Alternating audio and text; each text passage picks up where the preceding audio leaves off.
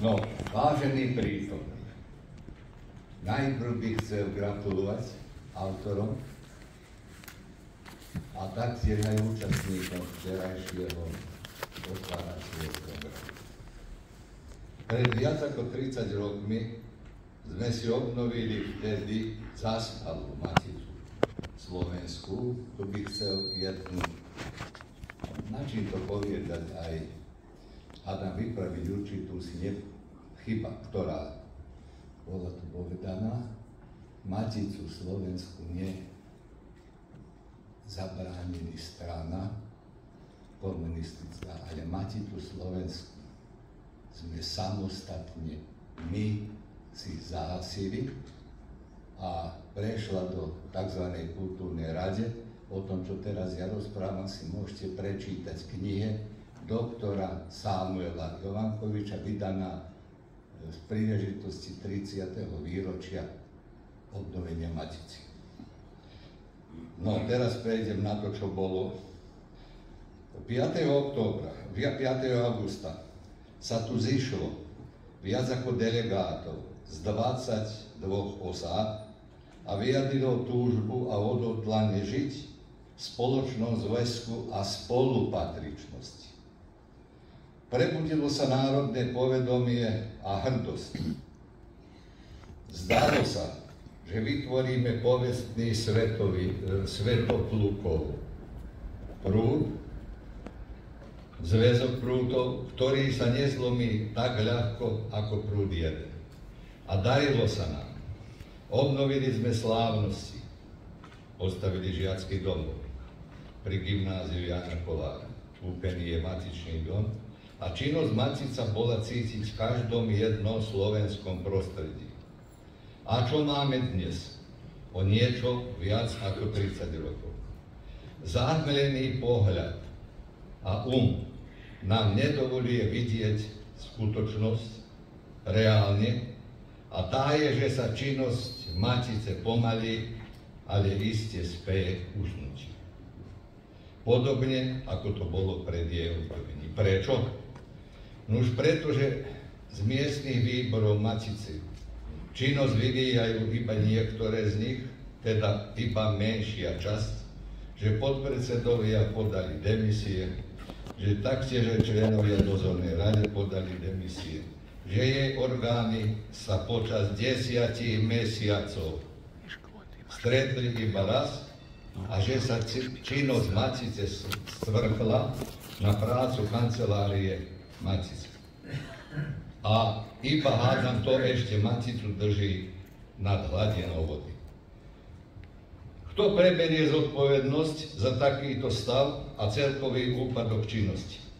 Pravdo vie, že vedenie nesie vinu, lebo nie je schopné splniť si ani vlastné závery, napríklad záverov, čo sa týka voľbe za členov Národnostnej rady Slovenskej národnostnej menšiny. A nám je všetky jedno, akí sme my to národovci. Ale jestvuje aj druhá pravda, niečo, na čo by sme mali byť Slováci hrdí, a to je významné výročie 100 rokov futbalu v Petrovci. Pri tej príležitosti vyšla publikácia kapitálna skupiny autorov, ktorú vám teraz predstavím. Vyzerá takto. Má viac ako 230 strán. Môžete si ju kúpiť na jarmoku umenia aj dnes.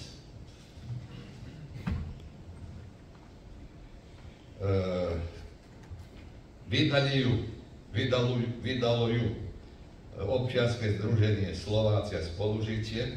Viacej ako 30 autorov prispelo do tejto knihy a nebyť obštrukcií Petrovci by sa zohral aj futbalový zápas medzi klubmi, klub ligových kanonierov a internacionálov Slovenskej republike, bývalí reprezentanti Edonáci s našimi veteránmi. Takto program sa uskutoční v Belehrade. Boli sme na štadióne na múzeu Červenej hviezdy a zápas sa odohral na najnovšom stadióne Voždovci. Prečo nebol v Petrovci v ten deň prvého zasadnutia? Lebo prvé zasadnutie za fotbalový klub bolo 13. mája. Prečo v ten deň nebol založený klub? A prečo sa nám neumožnilo všetko toto realizovať v Petrovci? Dozviete sa všetko v tejto knihe, okrem bohatej histórie, aj prečo sa to tak stalo. Je to kapitálne dielo, ktoré na týchto priestoroch nemá obdobu. A viete, čo je na tejto celej veci najzaujímavejšie alebo najsmutnejšie? Celý projekt podporila Národnostná rada Slovenskej národnostnej menšiny, Slovenský futbalový zväz, Úrad pre zahraničných Slovákov a podnikatelia z okolia Petrovca. Ani jedným dinárikom na projekt neprispeli. Ani republika, ani pokrajina a ani lokálna samospráva. Nech im to tu slúži na česť, ale ja by povedal na hanbu. O našom projekte všetko, lebo tu bolo rôzne podujatia, verejnosť bola informovaná iba prostredníctvom televízie Petrovec, ostatné médiá sa odvlčali a pozvanie na všetké aktivity dostali. Čo ešte povedať na záver? Dožijeme sa my, obnovovatelia činnosti Matice Slovenskej, jej opätovného usnutia, respektíve vyhasnutia? Určite áno a veľmi rýchlo, ak sa hneď nechytíme rozumu, totiž ak hneď nezačneme premyslenie konať. A na záver slova básnika Páľa Saba Bohuša citujem: kto si predá vieru za večeru, predsa ostane hladný. Zakončený citát. Ja medzi tých nepatrím, lebo sa vám dnes prihovára, hoci mi núkali pozvánku na koktel, ako keby doma nemal čo jesť a piť. Na koktel, ak sa zriekne možnosti dnes vás osloviť. A nie je to trocha smutné, že prvý predseda obnovenej Matice, na kde rozprávame, aké to boli časy, si nezaslúži tú pozvánku, tak to ona je taká. Za koktel, o čo tu ide?